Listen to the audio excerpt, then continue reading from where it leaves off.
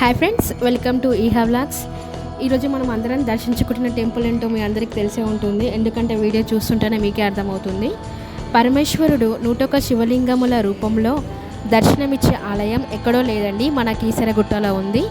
మనం స్టార్టింగ్ వెళ్ళగానే మనకు నందీశ్వరుడు దర్శనం ఇస్తాడండి. చూడండి గోపురం ఎంత అందంగా అసలు కనిపిస్తుంది ఇక్కడ నుంచి చూస్తుంటేనే. మనం అలా లోపలికి వెళుతుండగానే ఓం నమ శివాయ అనే మంత్రం నామం మనకి కనబడుతుందండి, పెద్ద అక్షరాలతో కనిపిస్తుంది. ఇప్పుడు మనం మెట్ల ద్వారా లోపలికి వెళ్తున్నామండి. వెళుతున్నప్పుడు మనకి పెద్దగా ఉన్న ఆంజనేయ స్వామి కనిపిస్తాడు. చూడండి ఎంత పెద్దగా, ఎంత బాగుంది ఆంజనేయ స్వామి. ఇప్పుడు మనం గుడి లోపలికి వెళ్దాం రండి. మనం లోపలికి వెళ్ళగానే అసలు ఎంత బాగుంటుందో, అసలు చూడడానికి 2 కళ్ళు సరిపోవు, అంత పెద్దగా ఉంటుంది, అంత అందంగా ఉంటుంది, అసలు చాలా బాగుంది. మనం లోపలికి వెళ్ళగానే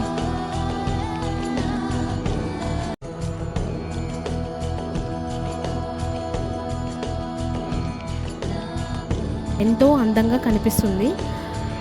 అక్కడ కూడా చిన్న శివలింగం కూడా ఉంటుందండి, అండ్ ఇంకా నందీశ్వరి కూడా ఉంది, చూడండి ఒకసారి. ఇప్పుడు ఇక్కడ నుండి లోపలికి పరమేశ్వరుని దర్శించుకుందాం. మనం శివుని దర్శించుకున్నాక చాలా దేవుళ్ళు ఉంటారండి.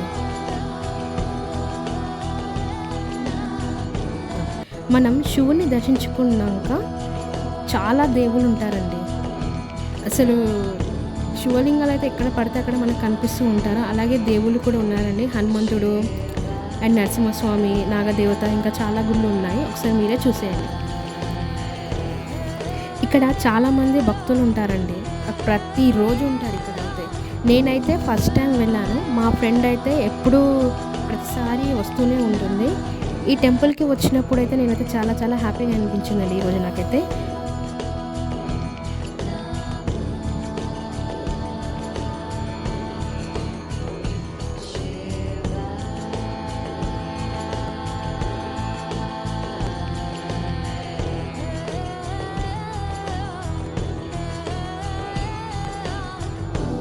చాలా హ్యాపీగా అనిపించిందండి ఈరోజు నాకైతే.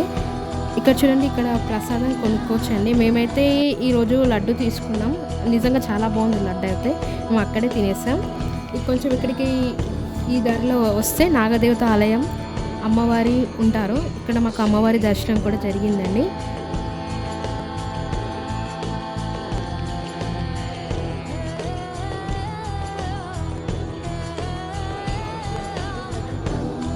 हर हर महादेव शंभो शंकर.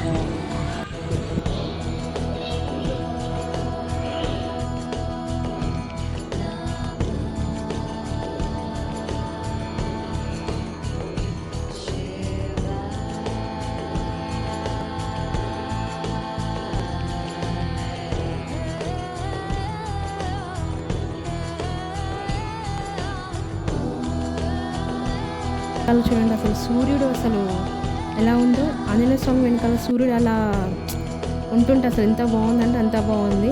ఆంజనేయ స్వామి మాకు ఏదో పవర్ ఇస్తున్నట్టు అనిపించింది అలా చూస్తుంటే.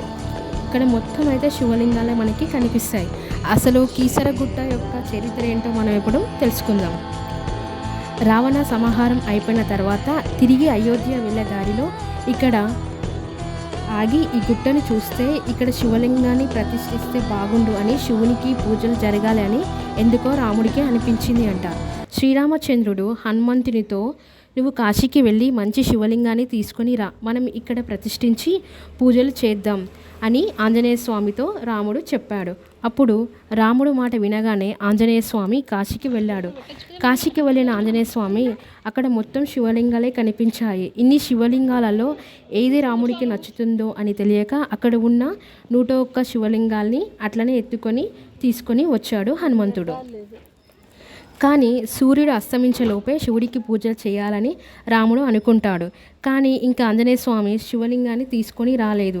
ఏం చేయాలి, నేను నిన్ను పూజించాలి, పూజ చేయకుండా నేను ఉండలేను అని రాముడు శివుని మొక్కుకుంటాడు. నాకు ఒక శివలింగం కావాలి అని కోరితే అప్పుడు శివుడే ప్రత్యక్షమై లింగ రూపంలో ఇక్కడ వెలిశాడు.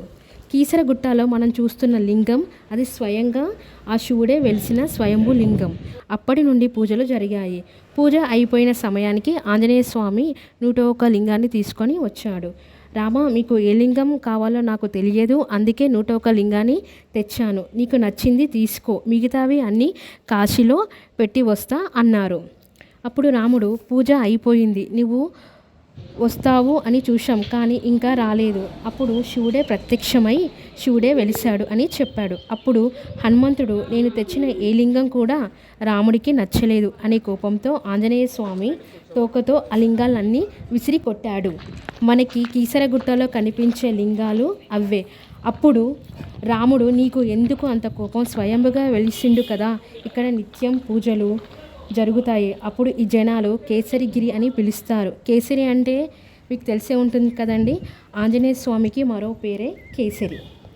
అండ్ గిరి అంటే కొండ. రాను రాను కీసర గుట్టగా మారిందండి. హనుమంతుడు కోపం కూడా తగ్గి శివుణ్ణి పూజించేవాడు. అప్పుడు ఇక్కడ నుండి అయోధ్యకి బయలుదేరారు రాముడు, సీత, హనుమంతుడు. మీరు ఈ టెంపుల్కి వెళ్ళి ఉంటే కామెంట్ చేయండి. మధు ఏడికి ప్రయాణం? ఇంటికి